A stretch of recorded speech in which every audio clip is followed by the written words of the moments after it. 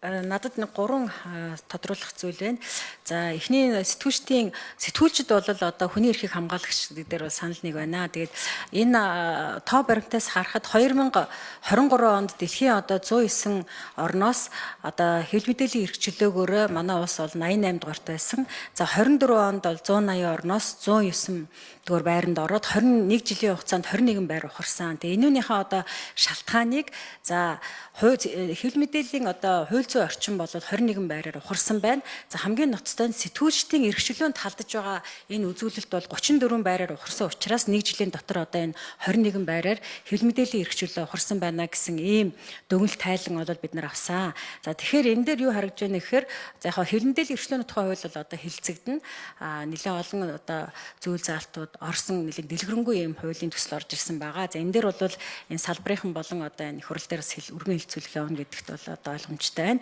За хамгийн гол нь одоо энэ сэтгүүлчдийн хүний эрх хамгаалагчдын эрх нь өөрсдөө зөрчигдөд байна. Энэ бол 34 байраар одоо 1 жилийн хугацаанд ухрна гэдэг бол маш том одоо ухралт гэж ингэж харж байгаа юм. Тэгэхээр энэ дээр бол нөгөө эрүүгийн хуулийн дээр яг одоо эрүүгийн хуулиар хүний одоо нэр хүндэд халдсан гэдэг ийм зүйл заалтлаар одоо яллагдсан хэвлэл мэдээллийн байгууллагын тийм их байдгүй боловч ер нь залхаан цэрлүүлэх маягтай ер нь бол бүхэл хэвлэл мэдээллийн байгууллагууд одоо энэ цагдаа шүүхийн хаалгыг болов сахиастай ер нь бол одоо энэ хэвлэл нийтлснийхаа төлөө цагдаа дуудагдах асуудал бол сүүлийн үед бол яг үнэндээ бол хавтаарсан байгаа байхгүй. Тэгэхээр энэн дээр бол яг мэдээж эрийг нь хууль эрх зүйн орчинд бол өөрчлөлт оруулах ёстой. Хүний эрх талаасаа энэ хүний эрх одоо хамгаалагчд маань өөрсдөө одоо эрхэн зөрчигдөд байна гэдэг дээр ямар одоо яг бодиттой санал санаачлалыг оруулж байгаа вэ? Тэр 6 санал санаачлалыг одоо энэ хэвлэл мэдээллийн эрх чөлөөний тухай хуулинд тусгуулж өгөх талаар бас та бүхнээс энэ 6 санаачлагыг бол бас нэлээд манлайлж яваасаа гэж бодож байна. Тэгэхээр энийг бол яг тодорхой оруулах хэрэгтэй байх гэж бодож байна. Энэ дээр та бүхний саналыг сонсъё. За хоёрт нь 2013 онд одоо батлагдсан гэр чохирогчийг хамгаалах тухай хууль байгаа. За энэ 13 онд батлагдсан энэ хууль бол 2016 онд бол өөрчлөлт орсон. За 16 оноос бол гэр чохирогчийг хамгаалах тухай хуулинд ямар ч өөрчлөлт оруулаагүй байгаа. Тэгэхээр 16 онд орсон хууль одоо өөрчлөлтөр бол гэр чохирогчийг хамгаалах тахрын алба гэж ингэж байгуулагдсан байгаа. Тэгээ энэ тахрын албыг болоод одоо төсвөн мөнгөний асуудлаас болоод татан буулгацсан. Энэ тахрын алба бол ерөнхийдөө энэ ардчлал хөгжсөн за хүний эрхийг дээдэлсэн бүхэл оронд одоо энэ гэрч хохирогчийг одоо хамгаалдаг ийм систем байдаг. Манад бол энэ системийг нэвтрүүлэх гэж нэг үзээд харамсалтай нь одоо төсвөн мөнгнөөсөө болсон гэсэн ганцхан ийм шалтгаанаар бол татан буугдсан байгаа шүү дээ. Тэгэхээр энэ дээр одоо энэ сая та бүхний өгсөн одоо энэ мэдээлэл дээр бол энэ гэрч болсныхаа төлөө за хохирч болсныхаа төлөө дээрэс нь одоо энэ насан туршийн хүүхдүүд бол маш их хохирч байна.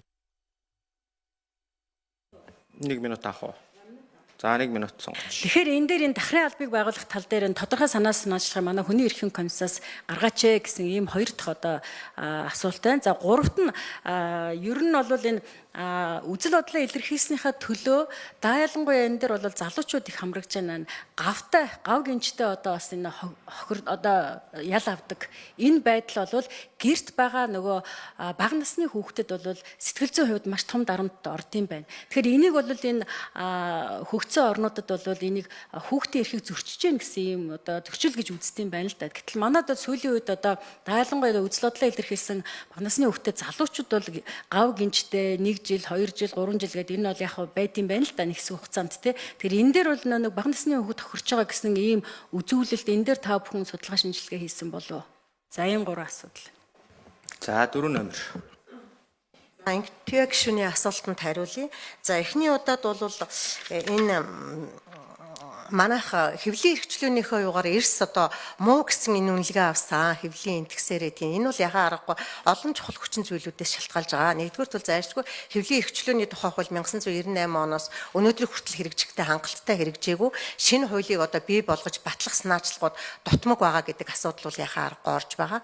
За хоёрдугаарт бол хэвлэл мэдээллийн чиглэлээр ажилладаг сэтгүүлчдийн одоо үзэл бодлоо илэрхийлэх нийтийн мэдэх эрхийг хангах хуулийн хүрээнд явуулж байгаа үйл ажиллагааг одоо ямар нэгэн байдлаар одоо зогсоох, түүнд нь одоо хүндэтгэлгүй хандах, үйл ажиллагаанд нь хүндрэл учруулах, тэр битгий хэл цагдаа хойрох, далсан сэргийлэх арга хэмжээгээс гадна хүнд ял шийтгэл оногдуулж байгаа явдал бол олон улсын хэмжээнд ямар ч тохиолдолд сэтгүүлчийг аль болохоор хуулийн хүрээнд үйл ажиллагаа явуулж байгаа тохиолдолд аль болохоор одоо эрүүгийн хуулиар шийтгэхгүй байх юм үндсэн гол зарчим бол одоо олон улсын хэмжээнд явагддаг. Гэтэл энэ бол Монгол улсад одоо сүүлийн жилүүдэд бол төвхтэй байдлаар хэрэгжиж байна. Тийм учраас энэ бол яхаа аргагүй одоо тэр интекс муудахад бол нөлөөлсөн гэж ингэж үзэж болно. За мөн үүний тод жишээ нь бол одоо өнөр цэцэг сэтгүүлч бол хүний эрхийн үндэсний комиссд бол гомдол гаргасан.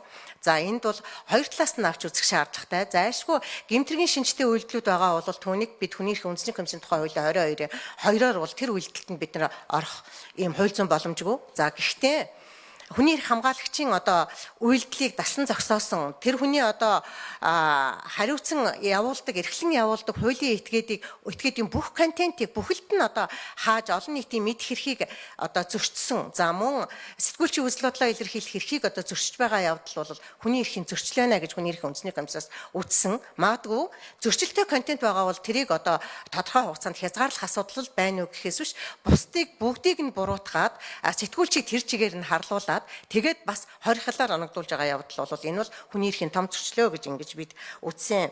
За хоёрдугаар асуултын хувьд бол дахрын алба гэж Монгол улсад байгуулагдаад тодорхой хэмжээнд үйл ажиллагаа явуулаад түүнийг сайн муу үр дүн нь ямар байгаа вэ гэдгийг үнэлэлгүйгээр төсвийн хувьд төвөгтэй байна, мөнгө хөтгөр хүрэхгүй байна гэдэг шалтгаанаар одоо татан буулгасан. Тийм учраас энэ татан буулгасан үйл явдалтай холбогдоод бол олон гэрч хохирогчдын аюулгүй байдал төвөгтэй байдал бий болсон. Тэдний хохирлыг одоо хамгаалах, хохирлыг нөхөн төлөвлөх асуудлууд бол бүр газарт шалаар унсан. Тийм учраас өнгөрсөн жил бол хүний эрхийн үндэсний комиссийн тухай хуулийн дагуу бид 23 дахь ихтгэлдээ болол хүний эрхийн хамгаалагчийн эрх зүйн байдлын тухай хууль батлагдсантай уялдуулаад хүний эрх хамгаалагчийн аюулгүй байдал, гэрч хохирогчийн аюулгүй байдал, хохирлын асуудлыг одоо бодитоор шийдвэрлэх энэ асуудлыг иж бүрэн төрөөс хараат бусаар одоо шийдвэрлэх энэ боломжийг одоо хангасан тусгай аюулгүй байдлыг нь хангасан бие даасан механизмтай болох асуудлаар өнгөрсөн жилийн улсын хурлаас гарсан 35 дугаар тогтоолд бол тодорхой дурдсан. Тийм учраас энэ тогтоолыг хэрэгжүүлэх явдал бол чухал. Үүнд бол яагаад вэ гэхээр зэрэг гэрч хохирогчийн аюулгүй байдлыг хангах асуудал, мөн хүний эрхийн хамгаалагч, сэтгүүлч, өмгөөлөгч, үйлдвэрчний эвлэлийн байгууллагын төлөөлөл, шударга шүүмжил өрнүүлсэн иргэд, зам иргэний нийгмийн байгууллагын төлөөллүүдэд аюултай байдлууд бий болох тохиолдол бол цөөнгүй байна. Тийм учраас эдгээр хүмүүсийн аюулгүй байдлыг хангах асуудал бол одоо цагдаагийн ерөнхий газрын дэргэдэх гэрч хохирогчийг хамгаалах хэлцээр одоо цөөхөн хэдэн хүний бүрэлдэхүүнтэй ажиллаж байгаа нь бол шаардлага хангахгүй байна. Хөдөө орон нутагт бол нэг мөрдөгчд хариуцуулж байгаа явдал бол туйлын хангалтгүй. Энэ бол гэрч хохирогч, хүний эрх хамгаалагчийн аюулгүй байдал хөдөө орон нутагт ерөөсө хэрэгжихгүй байна гэж ингэж үзсэн учраас өнгөрсөн жил бол бид тодорхой судалгаа хийгээд энэ хараат бус бие даасан механизмыг бий болгох талаар тогтоол тусгасан. Үүнийг хэрэгжүүлэх асуудалаар бид бас анхаарч байгаа гэдгийг хэлье. За болцсноо. За сонгоод хариулчих.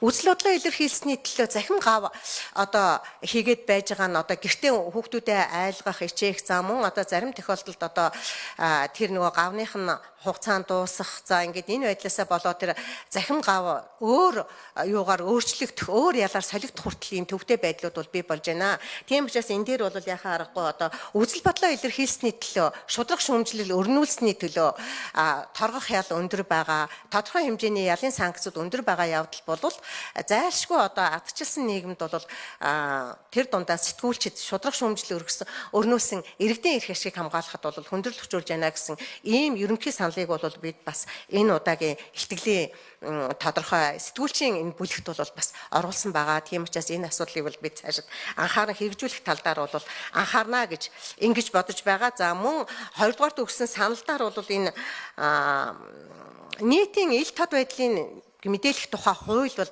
төдийлөн сайн хууль юм а. Бид нар бас тэр хуулийг бас анхаарч үзэж тодорхой гомдлоо шийдвэрлэх явцад бол хэрэглэж үзлээ. Тэгэхэд бол энэний хэрэгжил төдийлөн хангалттай